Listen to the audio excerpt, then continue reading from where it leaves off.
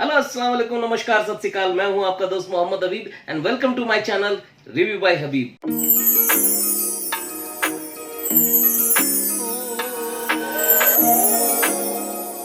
दोस्तों, मैं आज फिर उस ड्रामे का रिव्यू लेकर आया हूं जिसे आप बहुत पसंद कर रहे हैं, जिसे आप बहुत प्यार दे रहे हैं और वो टॉप रेटिंग पे जा रहा है। मैंने अपने भी चैनल पर उसकी वोटिंग की थी और वो वोटिंग पे काफ़ी अच्छा आप लोगों ने उसमें वोट किया है।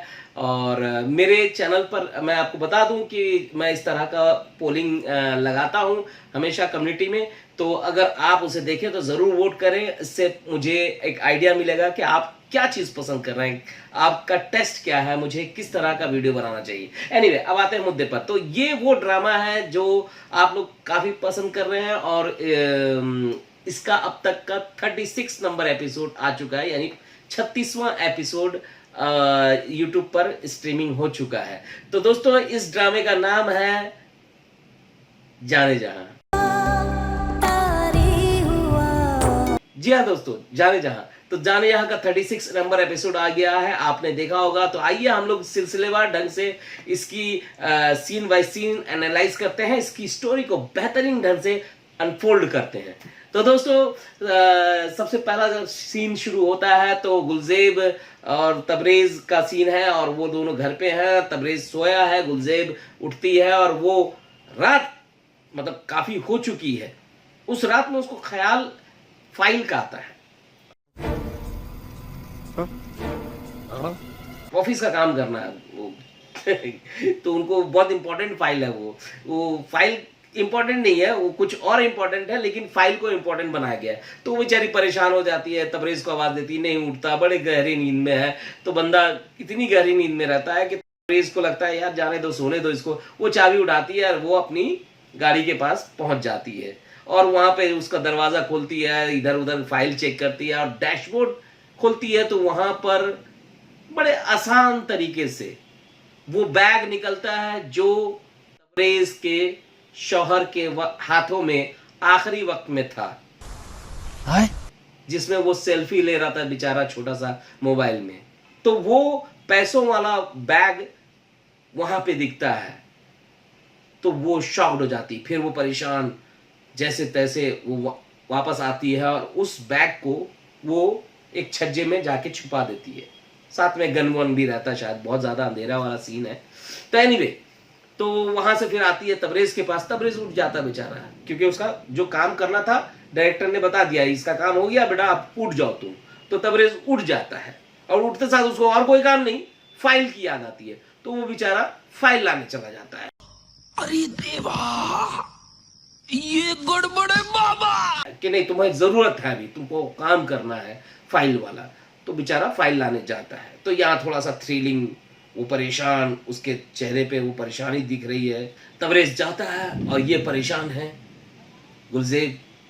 और जब वो वापस आता है, पता नहीं फाइल में क्या था, फाइल की बात तो इम्पोर्टेंट है ही नहीं, फाइल तो एक बहाना है और मामला छुपना छुपाना है। यहाँ पे उसको परेशान देखता है तबरेज गुलजेब को। तो बोलता क्यों, क्या हो गया? तो बोली कि मैंने एक बहुत बुरा ख्वाब देखा है। बोला क्या देखा? तो बोले नहीं, आपको बुरा लग जाएगा। बोले नहीं, बता दो भाई, 5 दिन बाकी है और उसके बाद मैं मिलूंगा ही नहीं तुम्हें, शादी है, इलेक्शन है, पता नहीं क्या क्या है। ये लाइन तबरेज बोलता है और यही लाइन तो हम भी कह रहे हैं बार बार कि पता नहीं क्या क्या क्रिएट कर दिया गया। ये स्क्रिप्ट इस तरह से नहीं होती है कि एक टास्क खत्म नहीं होता कि आप दूसरा तीसरा ऐसा इतना क्लमजी कर दें कि समझ में नहीं आता कि आखिर होने वाला क्या है। एनीवे, ये बड़ी अच्छी बात कही आप। आगे आते हैं। तो फिर वो बोलती है कि मैंने ख्वाब में देखा कि आमिर के कपड़ों पर खून। तो वो बोलता है चलो तुम्हारी हालत थोड़ी ठीक नहीं है, मैं समझ सकता हूँ तुम्हारी क्या कैफियत हो रही होगी। एनीवे, यहाँ उसको तसल्ली तसफ़ी देता। तो वो बोलती है कि हमने तफ्तीश नहीं की, हमें उसके तह तक जाना चाहिए था। जिन लोगों ने ये हरकत की थी और उनको पकड़ने के लिए हमें कोशिश करनी चाहिए थी। अरे भाई साहब, यही बात तो मैं हर वीडियो में कहता आया हूँ कि यार आमिर के मर्डर को एकदम साइड कर दिए, गुलजेब का ट्रैक को एकदम अननेसेसरी वाला जो ट्रैक है उस पे लाके खड़ा कर दिए। इतना अच्छा प्लॉट आपके पास था, उस पे जाना चाहिए था। अभी जा करके आपने 35वें 36वें एपिसोड में उस ट्रैक को लाया है। कर मेरे को जानता नहीं है ये। तबरेज कहता है कि हमने कोशिश की है, अब पुलिस का काम होता है तफ्तीश करना, और वो लोग डकैत थे और बैग भी लेके चले गए, तो बोली बैग नहीं मिला आपको, तो यहाँ उसकी शक है। देखिए ये बहुत कमाल का सीन था, क्योंकि जिस तरह से वो झूठ बोलते हुए खांसता है तबरेज, वो बहुत ही कमाल था, बहुत अच्छा, बहुत नेचुरल तरीके से उसने इस सीन को किया है तबरेज। मैं हमेशा कहता हूँ कि वो बहुत ही कमाल का एक्टर है। वहीं गुलजेर बहुत ही बेहतरीन ढंग से इस जगह पे नजर आ रही, भले उनके मेकअप को थोड़ा साइड कर दें तो एज एन एक्ट्रेस बड़ी अच्छा लग रहा है उनको देखने में। इस जगह पे वो तबरेज के चेहरे पे वो जुर्म के निशान को ढूंढती हुई नजर आ रही है, उनकी आंखों में वो दिख रहा है। बहुत कमाल का लगा, बहुत मजा आया देख करके ये सीन। दोस्तों इसके बाद शुरू होता है जीनत का सीन। जीनत फोन करती है शहराम को, शहराम से खैर खैरियत पूछती है और उनकी नानी के बारे में पूछती है कि जो इंतकाल हो गया था, ये सारी बातें एक फॉर्मेलिटीज पूरी करती हैं। फिर वो कहती हैं कि मुझे पता चला है कि महानूर की शादी हो रही है, तो वो कहता है कि हाँ उसकी शादी हो रही है। तो फिर जीनत कहती है कि मतलब मोहब्बत हार गई, नफरत करने वाले, नफरत फैलाने वाले, नफरत को पूजने वालों की जीत हो गई और मोहब्बत एक कोने में अपना मुंह छुपाए बैठी है। बहुत कमाल का ये पूरे सीन का मतलब सारांश है, और इस लाइन में उन्होंने इस पूरे जितने भी सीन हुए हैं उसको समेट करके इस लाइन में लाके खड़ा कर दिया जीनत का ये लाइन। तो जीनत शहराम से कहती है कि आप अपनी मोहब्बत को इतनी आसानी से कैसे जाने दे रहे हैं। तो कहते हैं कि कभी कभी अपनों की हार में दूसरों की या सबकी जीत छुपी होती है। तो फिर जीनत कहती है कि ये कौन सी जीत है जिसमें आप भी खुश नहीं हैं, महानूर भी खुश नहीं है, और वो आदमी भी खुश नहीं रहेगा जो उससे शादी कर रहा है। अबे साले जो माफ करना मैं जो। और ये बातें वो कह करके सहराम को एक झटका देती हैं, उसे एक शायद बुस्टअप देती है कि भाई जाओ और प्रपोज करो, उसे खत्म करो। ये जो पता नहीं दोनों के बीच क्यों इस तरह से जो हो गया, जब पता चल चुका है कि उनकी वालिदा ने ये सब कांड रचा था, उसे बेइज्जत करके बाहर कर दिया, और उसके गुस्से में आकर के इन्होंने शादी के लिए हाँ कह दी तैमूर के संग। आखिर कब तक चुप रहूंगी, मतलब कब तक चुप रहेंगी मोहतरमा, बोल दीजिए, अब तो कुछ बोलिए। और शहराम साहब आप भी अपनी खामोशी तोड़िए, भाई तंग आ गए हैं ये इस तरह की मोहब्बत की कहानी देख करके। इतने एपिसोड नहीं खींचना चाहिए। हो गया ठीक है, अच्छी बात है, ट्रैक अच्छा था, लेकिन इतना लंबा कहीं तो खत्म कीजिए। कैसे खत्म होगा, महानूर से पूछिए भाई क्यों नाराज है। एनीवे राइटर बेहतर जानते हैं और डायरेक्टर बेहतर जानते हैं कि इसको कहाँ एंड करेंगे, लेकिन बहुत ज्यादा हो रहा है। अब आते हैं अगले पॉइंट पे। दोस्तों अगला सीन शुरू होता है आलिया और तबरेज के बीच। दोस्तों ये सीन एपिसोड का सबसे बेस्ट सीन है मेरे मुताबिक। मजा आ गया देख करके, क्या पछाड़ा है आलिया ने तबरेज को, और तबरेज का एक्सप्रेशन कमाल का यार, कमाल का एक्ट किया। तबरेज अब शादी उनकी होने वाली है, तो भाई इस शेरवानी का नाप देने के लिए उनको उनके ससुर ने उनको बुलाया जवान साहब ने। अब वो वहाँ आए हैं, शेरवानी पहन रहे हैं, यहाँ पे आलिया आ जाती हैं। वो कहती हैं कि भाई अच्छा लगा, आप अब तो हमारे नहीं किसी के बोलने पे कम से कम आते हैं, तो सब कुछ आपके मुताबिक हो रहा है, इलेक्शन दूसरी शादी। तो फिर तबरेज कहता है कि उड़ती हुई खबरों पे काम नहीं देना चाहिए। तो फिर आलिया कहती है कि इंसान के मुताबिक जब सब कुछ होता है ना, तो मायूसी उसे वहां से हासिल होती है जहां उसने उम्मीद भी नहीं की। तो बोलता है कि बोल लो जितना बोलना है, 5 दिन बोलना है बोल लो, उसके बाद मेरे घर में तुम्हारी जबान भी नहीं खुलेगी। तो आलिया कहती है आ गए बड़ी जल्दी अपनी फितरत पर, घर में क्या करते हैं, अपने भाइयों से कुछ सीख लेते। तो तबरेज कहता है इतना ही भाई पसंद है तो किसी एक से शादी कर लेती। बोले कर लेती, लेकिन क्या है ना, मेरे पापा को पपेट चाहिए था, और आपसे बेहतर वो पपेट कोई नहीं हो सकता। Once more! Once more! Once more! और यहां पर तबरेज झल्ला जाता है और ऐसे जले हुए भागता है वहां से कि मजा आ जाता है। दोनों एक्टर ने कमाल कर दिया बॉस। आलिया ने जो पछाड़ा है, वहां पे जब को एक्टर साथ देता है उसका, जो उसका सीन का डिमांड है वो मजेदार है, अल्टीमेट है तबरेज। हर तरह के सीन को धमाल मचा देता है। और दोस्तों अगला सीन शुरू होता है, महानूर की शादी हो रही है। चौंकिए मत, ड्रीम सीक्वेंस है। और किसके साथ? अरे भाई शहराम के साथ हो रही है, ख्वाब में। शहराम साहब मुबारकबाद देने आते हैं और यहाँ पे घबरा के उठ जाती हैं महानूर। ऐसा लगता है जैसे भूत देख लिया हो ख्वाब में। अरे भाई वो प्यार करता है उससे, क्यों इतना परेशान हो जा रही है? तो एनीवे फिर वहां पे वो आयशा से कहती हैं कि इधर उधर की बात होती है ख्वाब के बारे में। फिर उसके बाद कहती हैं कि तुम कहती हो कि तैमूर को कुछ नहीं पता चलता है, तैमूर को सब पता रहता है। तो फिर आयशा कहती है कि आपको जॉब छोड़ने के लिए तैमूर ने कहा है। और फिर यहाँ पे सोच में पड़ जाती है महानूर। अब अगला सीन शुरू होता है। किश्वर जो है वो मैडम आती हैं और अब्दुल के पास और थोड़ी बात शुरू करती हैं और कहती हैं कि तुम आलिया से मिलने गए थे? बोले हाँ मिलने गया था, वो तो एक जिंदा लाश बन गई है, उसके साथ जो हो रहा है उसको उसकी तरफ अपनी सिंपैथी दिखाता है। तो यहाँ पर किश्वर कहती है कि ये सिंपैथी आलिया के लिए जो है वो कुछ और चक्कर तो नहीं है, ध्यान रखना वो तुम्हारी होने वाली भाभी है। और फिर कहती है कि गलत जगह तो दिल नहीं लगा बैठे। तो फिर अब्दुल बड़ा कमाल का लाइन बोलता है कि क्या फर्क पड़ता है, जिसने सही जगह पे दिल लगाया था उसे क्या हासिल हुआ, और जिसने गलत जगह पे दिल लगाया उसे क्या हासिल हुआ। ये धमाल था किशोर को ये लाइन बोल करके ऐसे पटक देना। नहीं, मैं नहीं मानता।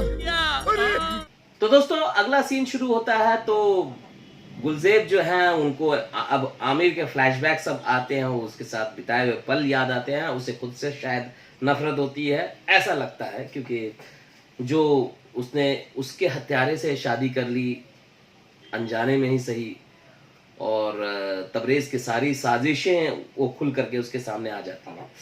और इधर रात के वक्त आलिया अपने घर छोड़ करके भाग रही है। जी हाँ, दिन में माए वो सब कर रही हैं, बड़े इत्मीनान से बैठ करके, रात में चुप्पे से निकल रही हैं। तभी उनकी वालिदा पहुंच जाती हैं। उनकी वालिदा को देख करके लगा चलो अच्छी बात है, माँ शुरू से उनको पॉजिटिव दिखाया गया, बहुत अच्छा लगा। और वो माँ जो अपनी बेटी के लिए परेशान है, इमोशनल है, लेकिन यहाँ पर आलिया की राह में रोड़े अटकाने, अब उनको थोड़ा कॉम्प्लिकेटेड दिखाना सीन में कि उनकी राहें बहुत मुश्किल है, तो माँ को अब नेगेटिव बना दिया गया। वो कहती है कि मैं मोहल्ले की औरतों को दर्श देती हूं, तुम भाग जाओगी तो मैं क्या मुंह दिखाऊंगा, क्या कहूंगी उनको। वाह, गजब की कलयुगी मां है भाई, इनको अपने दर्श की फिक्र है। ये नहीं देख रही है कि उनकी बेटी का इंतखाब वो शख्स को किया गया है जो किसी भी एंगल से उनकी बेटी के लायक नहीं है, या किसी की भी बेटी के लायक नहीं है तबरेज, जिस तरह का वो बंदा है। और उसके साथ शादी करने को मां मजबूर कर रही है, क्योंकि इनको दर्श देना है अब जाके मोहल्ले में और लोगों के बीच में रुतबा दिखाना। अब मां, बाप तो यही बाप, मां भी वैसे हो गए। Oh my God! Wow! मजा नहीं आया दोस्तों। एक जर्नी अगर दिखाना था उनको, नेगेटिव अगर है तो शुरू से दिखाना था। ये अचानक हृदय परिवर्तन जिसको बोलते हैं वो कैसे हो गया, ये सही नहीं। ये ठूसा हुआ लग रहा है कि कुछ प्रॉब्लम क्रिएट करना है, कॉम्प्लिकेटेड बनाना है, उसकी राह को थोड़ा और ज्यादा कॉम्प्लिकेटेड किया जाए, तो इस तरह का ट्रैक लाया गया। फिर वो माँ जो है बैग से उनका पासपोर्ट लेके चली जाती हैं, मतलब सारे रास्ते बंद कर दिया मानो। अब आते हैं अगले सीन पे। जमाल साहब ऑफिस पहुंचते हैं। अब ये पता नहीं किसका ऑफिस है, यहाँ जमाल साहब का है, तो फिर वहां पे शहराम की तस्वीर क्यों लगी है? शहराम की तस्वीर देख करके जमाल साहब भड़क जाते हैं कि सब जगह उसी की तस्वीर लगी है, हमारी कहाँ है, हमारी बहुत कम जगह लगी है। तो पार्टी वर्कर पे वो भड़कते हैं। तो ये क्लियर नहीं हुआ, या फिर हो सकता है कंबाइन पार्टी ऑफिस हो, एक जगह पे कई लोगों की पार्टी ऑफिस होगी। तो लेकिन उस तरह का कुछ स्टैब्लिश नहीं किया गया। देखिए अंडरस्टूड में बहुत कुछ होता है यार, थोड़ा क्लियर किया कीजिए स्क्रिप्ट में। तो जमाल साहब का अगर ऑफिस है तो फिर शहराम की तस्वीर वहां क्यों लगेगी यार? कभी एक पार्टी के ऑफिस में दूसरी पार्टी के लोग अपने फोटो लगाते हैं क्या, या पोस्टर लगाते हैं क्या? ऐसा होता है क्या? पार्टी पार्टी में मार हो जाती है भाई। शहराम का तो अभी तक एक कार्यकर्ता नजर नहीं आया, एक एक्टिविस्ट नजर नहीं आया, कोई पार्टी मेंबर नहीं नजर आ रहा है। पता नहीं किस तरह के इलेक्शन है। ना तबरेज के साथ कुछ लोग नजर आ रहे हैं। ये तो थोड़ा बहुत कभी दिख भी जाते हैं जमाल साहब। एनीवे, अब आ गए अगले सीन में। महानूर घर पे काम कर रही है, आंगन में माँ पीछे बात कर रही है, उनका वॉइस ओवर चल रहा है। इसी बीच दरवाजे पे कुछ आहट होती है, तो वो दरवाजा खुलती है, तो सामने से शहराम निकलते हैं। वो आते हैं और महानूर हट जाती है, उनके वालिद और वालदा से मिलते हैं और कराची वाले घर की चाबी उन्हें सौंपते हैं। तो वो मना करते हैं कि हमें ये नहीं चाहिए। फिर वो कहते हैं कि मेरे लिए नहीं, कम से कम मुराद शाह के लिए ये चाबी आपको रखनी पड़ेगी। तो वो चाबी दे देते हैं। तो उनकी महानूर की वालदा कहती हैं कि तो आप इतना हमारे लिए कर रहे हैं, तो भाई हम क्या करें आपके लिए? बोले भाई दुआएं दे दीजिए, इलेक्शन करीब है भाई, कम से कम इलेक्शन का फिक्र है इनको।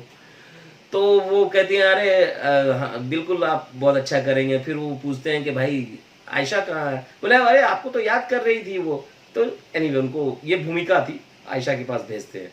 सीन को देखिए, ये अच्छा लगा कि भूमिका, देखिए कोई भी script direct cut to cut बात नहीं होती है। स्क्रिप्ट में भूमिका बांधना होता कि क्यों गया वो वहां पर, अचानक आयशा से कैसे मिलेगा, तो ये स्क्रिप्ट में तरीका होता है। एनीवे, आते हैं आयशा से मिलते हैं। तो आयशा बड़ी उदास है, बड़ी परेशान है कि भाई उसे कोई मनपसंद का खाना नहीं मिल रहा है, बड़ा रूखा सूखा खाना दिया जा रहा है उसे। तो फिर सहराम कहते हैं आप ठीक हो जाइए, अभी आपका ऑपरेशन हुआ है, आप पूरी तरह अच्छी हो जाएंगी, तो मैं आपके लिए कबाब, चॉकलेट्स, ये वो मिर्च मसाले वाला सब ला करके दूंगा। तो वो खुश होती है, थोड़ी सी कहती है कि मैं थोड़ी सी खुश हुई हूँ। फिर अचानक शहराम की नजर सामने गिफ्ट्स पे पड़ती है। तो बोले ये किसने गिफ्ट दिया? बोला मुझे नहीं, ये महानूर को दिया गया है, लेकिन उसने अभी तक खोला नहीं है। वो बड़ी उदास सी रहने लगी। मुझे वो महानूर आप ही चाहिए जो हमेशा आपके साथ खुश रहती थी, खिलखिलाती थी, और वो बिल्कुल आप जैसी हो गई हैं, जैसे आप उदास रहते हैं और वो भी उदास रहती हैं। और यहाँ पे एक आलाप बजता है और सीन एंड होता है। ये बहुत ही अच्छा एपिसोड था, बहुत आउटस्टैंडिंग नहीं था और ना ऑर्डिनरी था, बहुत ही अच्छा एपिसोड था। देख सकते हैं, मजेदार था, इंटरेस्टिंग था। आप देख सकते हैं जाकर के, जितने भी सीन थे वो ऑन द ट्रैक थे, कोई भटका हुआ नहीं था। एनीवे, कहानी आगे बढ़ती जा रही है, चरमोत्कर्ष मैं हमेशा कहता हूँ उस जगह पे, उस पॉइंट पे पहुंच चुकी है। अब देखते हैं कि ड्रामे में क्या धमाल होने वाला है, यह आने वाला एपिसोड में पता चलेगा। तो आते हैं अदाकारी पर। तो शहराम बहुत ही कमाल लग रहे हैं, बहुत ही अच्छा किया उन्होंने, अपने जितने भी सीन आए।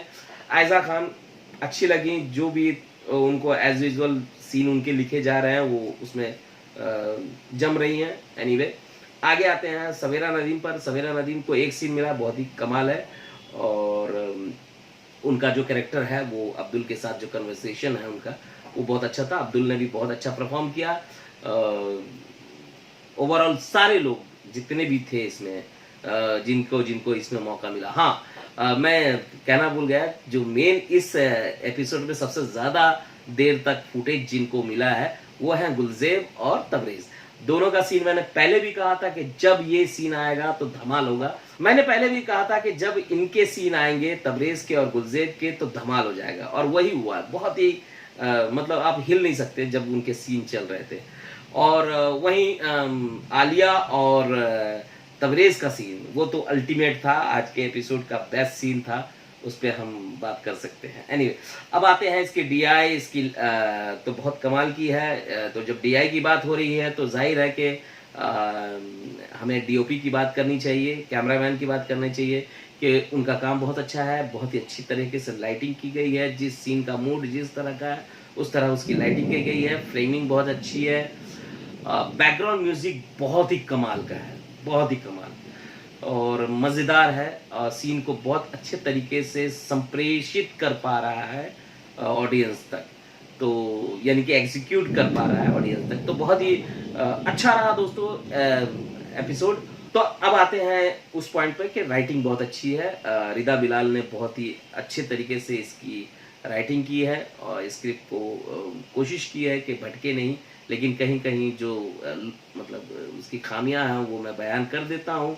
और इसके डायरेक्टर कासिम अली मुरीद साहब, जिन्होंने इस बेहतरीन ड्रामे का डायरेक्शन किया है, वो बहुत ही अच्छे तरीके से उन्होंने अपने काम को अंजाम दिया है। उसके लिए उनको बहुत मुबारकबाद कि उन्होंने बेहतरीन तरीके से एक बेहतरीन ड्रामा दिया है, जो पर्सनली मुझे भी बहुत पसंद है और ऑडियंस को भी पसंद आ रही है। तो दोस्तों, इसी तरह की बात मैं लेकर आता रहूंगा, मेरे साथ बने रहिए। मैं मिलता हूं आपको अगले वीडियो में। एक छोटी सी गुजारिश जरूर है इसमें कि मेरे चैनल को सब्सक्राइब नहीं किया तो सब्सक्राइब कर दीजिए, लाइक कर दीजिए और कमेंट जरूर कीजिए कि कैसा लगा आपको एपिसोड। तो दोस्तों, अलविदा, अपना ख्याल रखिए, लव यू ऑल।